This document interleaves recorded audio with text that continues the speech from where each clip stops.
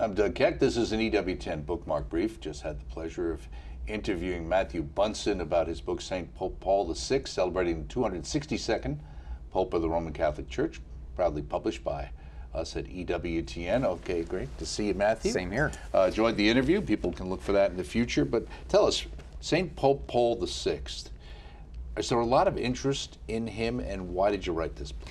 There are two reasons. One, he is the Pope of Humanae Vitae. That has to be stressed again and again, especially for us today in the modern world. He was the Pope who guided the Council to its conclusion, tried to implement it in the face of the storms of the sexual revolution, cultural revolution, and in the midst of it issues this incredibly important encyclical reaffirming what the Church has always taught on sexuality, on life, on marriage. But he's also a Pope and a saint at the same time. So in a way, we're celebrating not so much Pope Paul VI as we are Saint Giovanni Battista Montini. We have been blessed in the modern era by great popes who were also saints.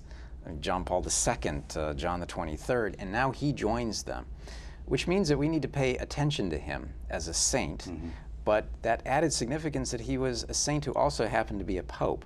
And in the history of the Church, we pay attention to popes who went on to be saints because there's that added perfection of the virtues in their lives that make them role models for us. What would you say as a historian when you went to study and did the research behind this, that you would say either you misunderstood going into it and had a better understanding, or what the average person might misunderstand about Paul VI?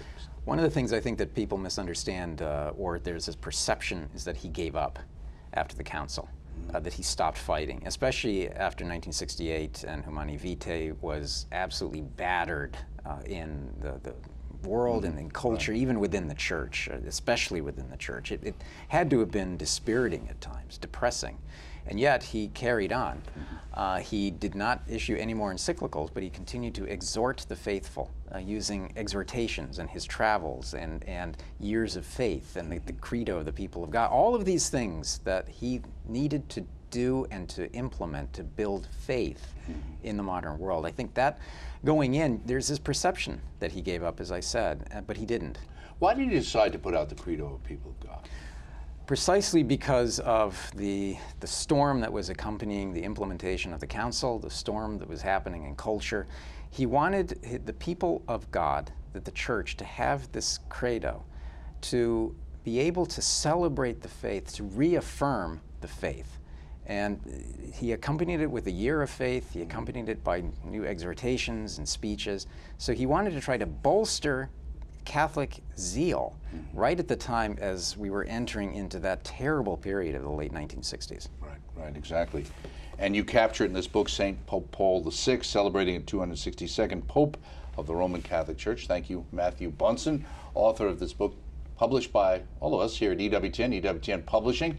Check it out and look for the entire interview coming soon on the network. And this has been an EWTN Bookmark Brief. We appreciate you stopping by. Thanks.